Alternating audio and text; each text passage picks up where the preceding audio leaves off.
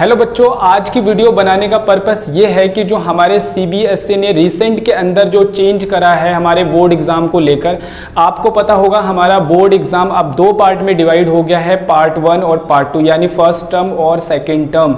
तो आज की वीडियो के अंदर कंप्लीट बताने वाला हूं कौन सा जो चैप्टर है वो फर्स्ट टर्म में आएगा, कौन सा सेकंड टर्म में आएगा, कौन सा चैप्टर फर्स्ट टर्म में पढ़ना है या फिर नहीं पढ़ना, कितने मार्क्स का आने वाला है, किस तरीके के क्वेश्चंस आपके एग्जाम में आने वाले हैं, सारी इंफॉर्मेशन देने वाला हूं। तो सारे बच्चे जिनको नहीं पता मैं उनको अच्छी तरीके से बता दूं। पहले हमारा बोर्ड एग्जाम एक बार हुआ करता था 80 मार्क्स का, मार्च या अप्रैल के अंदर, लेकिन इस बार हमारे सीबीएसई ने इसको चेंज कर दिया है। जो बच्चे सेशन 21, 22 वाले हैं उसको चेंज कर दिया है। अब हमारा बोर्ड एग्जाम दो बार होने वाला है। एक बोर्ड एग्जाम हमारा होगा नवंबर से दिसंबर के अंदर, दूसरा बोर्ड एग्जाम होगा मार्च या अप्रैल के अंदर। ठीक है, तो सारे बच्चे ध्यान रखेंगे, बोर्ड एग्जाम दो बार होने वाला है। पहला जो फर्स्ट टर्म बोर्ड एग्जाम होने वाला है वो हमारा 40 नंबर का आने वाला है, और सेकंड बोर्ड एग्जाम भी हमारा 40 मार्क्स का आएगा। 20 नंबर में जैसे वाइवा वगैरह प्रोजेक्ट हम बनाते थे वो एक ही बार आपको बनाना है पूरे एकेडमिक सेशन के लिए। आइए जरा समझ लेते हैं, मैंने यहाँ पे सारी बातें लिख दी है। हमारा एग्जाम आने वाला है 40 मार्क्स का, फर्स्ट टर्म जो आने वाला है। ठीक है, टाइम कितना मिलेगा फर्स्ट टर्म के एग्जाम के लिए? 90 मिनट्स आपको मिलेंगे। ठीक है, तो इकोनॉमिक्स के बारे में आज हम बात करने के लिए जा रहे हैं। जो फर्स्ट टर्म का हमारा सिलेबस है वो पूरा आने वाला है on the base of MCQ. पहले क्या होता था, 6 नंबर के क्वेश्चन भी होते थे, 4 नंबर के भी होते थे, 3 नंबर के फिल इन द ब्लैंक्स। अब नहीं, इस बार क्या होगा, 40 मार्क्स का जो हमारा एग्जाम होने वाला है वो सारा एमसीक्यू का बेस होने वाला है। ठीक है, तो एमसीक्यू के बेस पर ही पूरा क्वेश्चन हमारा आने वाला है। तो देख लो, आपको तैयारी जो करनी है वो एमसीक्यू के हिसाब से करने वाली है। अभी हम बात भी करेंगे तैयारी किस तरीके से करनी है। आपको बता दूं, 12th क्लास में इकोनॉमिक्स की 2 बुकें बच्चों आप लोगों को पढ़नी है। सब हमारी जो फर्स्ट वाली बुक है वो कौन सी है? Macro economics. मैक्रो इकोनॉमिक्स हमारी फर्स्ट बुक है, याद रखना सारे बच्चे। और सेकंड बुक हमारी कौन सी है? Indian development. ये हमारी कौन सी है? सेकंड बुक है। फर्स्ट बुक के अंदर हमारे टोटल 5 यूनिट है। फर्स्ट यूनिट है नेशनल इनकम, सेकंड है मनी एंड बैंकिंग, थर्ड है determination of income and employment, और फोर्थ है गवर्नमेंट बजट, और फिफ्थ है हमारा बैलेंस ऑफ पेमेंट अकाउंट। अब अलग अलग बुक्स के अंदर इन यूनिट्स को उन्होंने कन्वर्ट कर रखा होगा। ठीक है, जैसे नेशनल इनकम में 3-4 चैप्टर बना देते हैं, इसमें 2 चैप्टर बना देते हैं, इसमें 3 चैप्टर बना देते हैं। ठीक है, तो यूनिट होती है टोटल 5। अब मैं आपको बताने वाला हूं फर्स्ट टर्म में कौन सी यूनिट पढ़नी है। फर्स्ट टर्म में आपको पढ़नी है मनी एंड बैंकिंग, क्योंकि ये हमारे एग्जाम में 6 मार्क्स का आएगा। फोर्थ यूनिट पढ़नी है गवर्नमेंट बजट, ये हमारे 6 मार्क्स का एग्जाम में आने वाला है।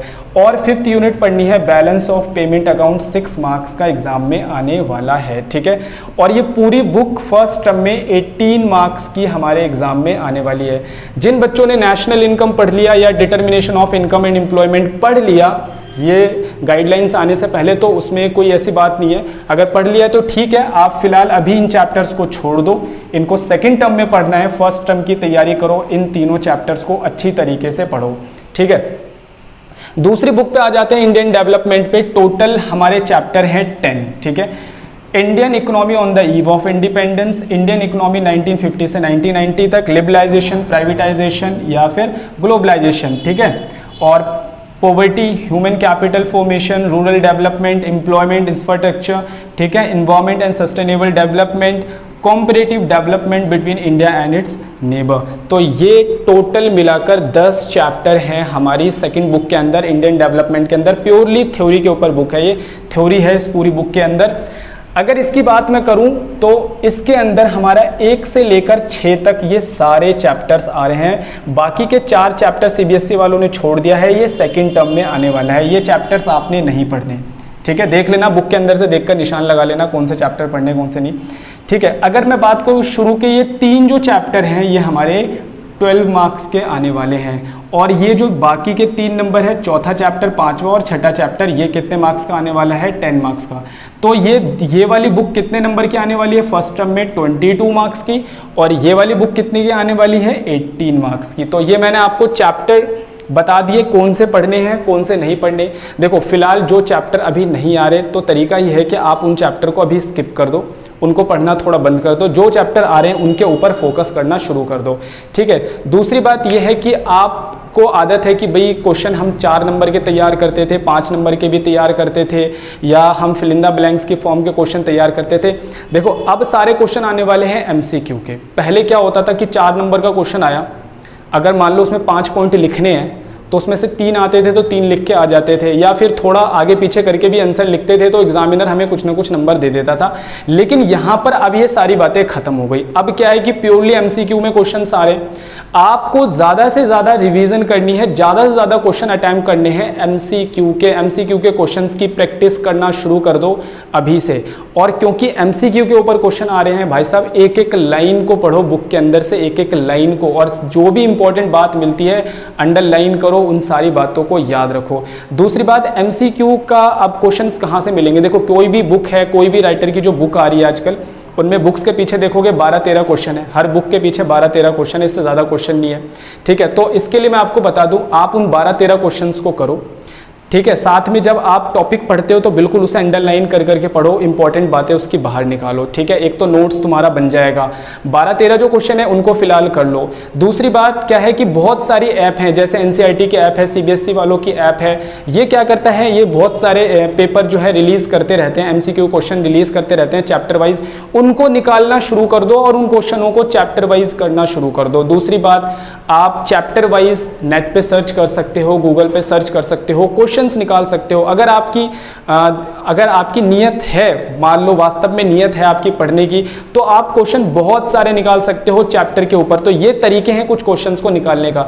अगर अभी हम रिसेंट की बात करें तो कोई भी सैंपल पेपर नहीं है जिन्होंने अभी इस पैटर्न पे, एमसीक्यू के पैटर्न पे अपना सैंपल पेपर निकाला है। जब निकालेंगे तो मैं इसकी अपडेट भी आपको दे दूंगा। एमसीक्यू के ऊपर जो भी सैंपल पेपर आ रहे होंगे उसे परचेज कर लेना। कम से कम हर चैप्टर पे 200-300 क्वेश्चन अगर हो जाएंगे तो आपके लिए वेल एंड गुड है, बहुत अच्छा रहेगा, आपको एग्जाम में इस चीज़ से हेल्पफुल रहेगा, क्योंकि आपकी प्रैक्टिस अच्छे से हो जाएगी। तो बच्चों, आज की क्लास का हमारा मोटिव यही था कि आपको समझाना कि जो नया पैटर्न आया है, नया जो हमारे चैप्टर्स आए हैं फर्स्ट टर्म और सेकंड टर्म के, उसके हिसाब से तैयारी करनी शुरू कर दो। ज़्यादा से ज़्यादा एमसीक्यू क्वेश्चंस को पकड़ना शुरू करो, उनकी प्रैक्टिस करना शुरू करो, ठीक है बच्चों। तो आज की क्लास में यही समझाना मेरा मोटिव था। सारे बच्चे जो फर्स्ट टर्म का एग्ज़ाम देने वाले हैं, मेरी तरफ से उन सारे बच्चों को ऑल द बेस्ट। नए तरीके से तैयारी करनी आज से शुरू कर दो, क्योंकि अब हमारा सीबीएसई भी टाइट हो गया है। आप सारे बच्चों को भी बिल्कुल अब एक्टिव हो जाना है, टाइट हो जाना है, ठीक है। तो मिलते हैं, आपको सारी वीडियो भी मिलेंगी इस चैनल पे, जो भी चैप्टर्स आ रहे हैं। मैं ऑलरेडी मनी बैंकिंग की अगर मैं बात करूं तो चैप्टर जो है ये वाला हमारे चैनल पे डला हुआ है। बाकी जो चैप्टर्स रहते हैं उनको भी मैं फास्टली अपलोड करने की कोशिश करूंगा, ठीक है बच्चों। तो आज के लिए इतना ही। वीडियो अच्छी लगी ज़्यादा से ज़्यादा शेयर करो ताकि और बच्चों को भी सिलेबस पता चल पाए।